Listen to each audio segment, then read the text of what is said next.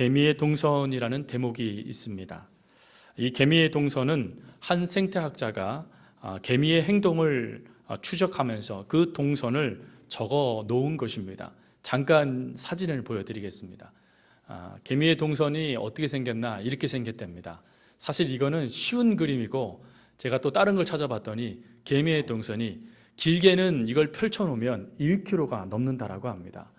그 정도의 개미가 아주 분주하게 이리저리 왔다 갔다 하는데, 이 개미에게 놀라운 특징 하나가 있답니다. 그게 무엇이냐면, 먹이가 발견되어지면, 먹이가 발견되는 그 순간에, 개미가 먹이를 입에 딱 문 그 순간에 지금처럼 이렇게 빙글빙글 이리저리 왔다 갔다 하는 동선이 아니라 즉시 자기의 집, 자기가 태어나고 자랐던 자기의 집을 향하여서 최단거리의 직선으로만 개미가 움직인다는 것입니다.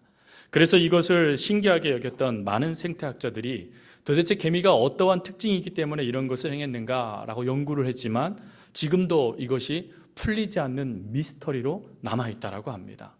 개미에게 무슨 분비물이 발생돼서 또 개미에게 또 능력이 있어, 본능이 있어서 그 집을 잘 찾겠거니라는 것 정도만 현재 파악된 것이지, 아직도 개미가 그렇게 복잡한 동선을 거닐다가 어떻게 먹이를 무는 순간에 즉시 집으로 돌아올 수 있는지, 그것도 직선의 길을 선택할 수 있는지, 또 그것도 최단거리를 선택할 수 있는지는 알지 못한다라는 것이죠. 그런데 여러분, 이런 개미의 동선, 먹이를 찾기 위해서 이리저리 움직이는 이런 동선이 사실 우리들의 인생과 또 우리가 신앙생활을 할 때 믿음을 갖기 전의 모습이 아닐까요? 우리들도 인생을 살아가다 보면 물론 사춘기 10대들 뿐만 아니라 인생을 살아갈 때도 이렇게 이리저리 움직이는 모습들이 나타나게 됩니다. 왜 그럴까요? 인생 한 번도 살아보지 않았기 때문에 그렇습니다. 한 번도 한 살이 돼본 적이 없었고, 한 번도 90세가 돼본 적이 없었다라는 것이죠. 그러다 보니까 이 길이 맞는가, 그러다 보니까 이 길이 맞는가, 이리저리 방황할 수밖에 없는 것이 바로 우리들의 인생이라는 것이죠. 그런데 신앙도 마찬가지라는 것입니다. 우리가 신앙생활할 때, 특별히 예수님을 믿어 나갈 때, 예수님을 믿기 전의 모습을 한번 보십시오. 또 신앙생활 하겠다라고 다짐할 때 모습을 보십시오.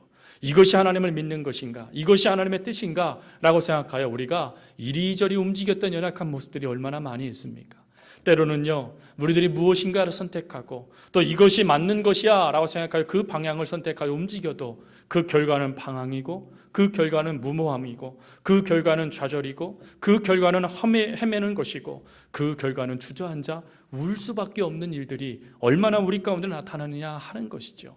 그런 면에서 아마 우리들의 발바닥에 빨간색 페인트를 칠해서 자, 한번 여러분들의 인생을 표현해 보세요 라고 말한다면, 좀 전에 보여드렸던 바로 그 개미의 동선과 별반 다르지 않는, 오히려 정확하게 이렇게 오버랩되어지는 모습이 나타나게 될 것입니다.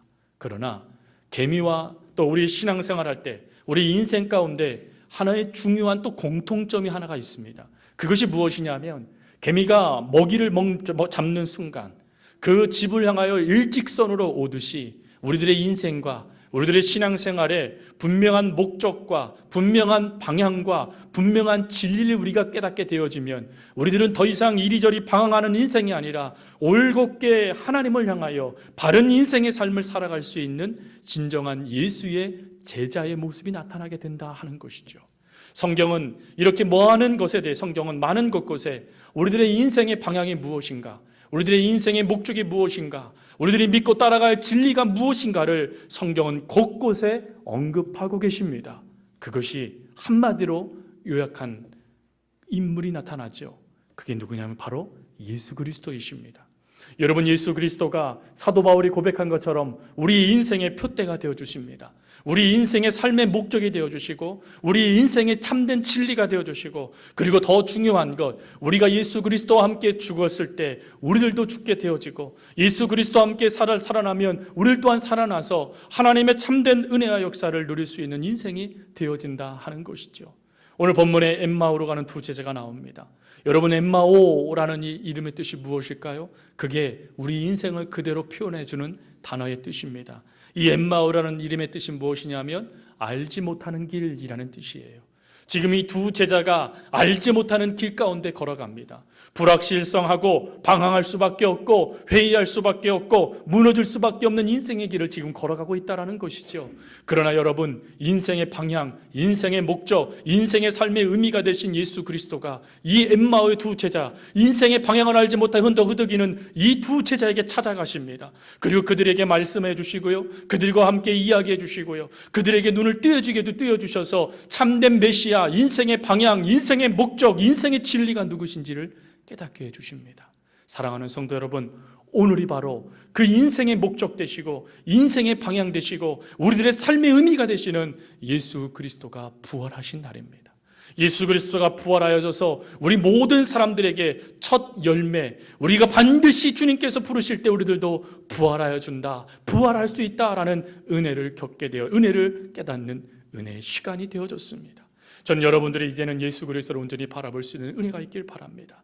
바라보고 의지하고 말씀 듣고 회복하여 다시금 예수님 안에 들어와 예수님 허락하시는 인생의 복된 은혜들을 나눌 수 있는 귀한 은혜가 있기를 바랍니다. 오늘은 성가대 칸타타가 있어요. 그래서 더 이상 말씀을 전하지 않고 한 영상을 볼 것입니다. 제목은 만약에 부활이 없다면 이라는 것이죠.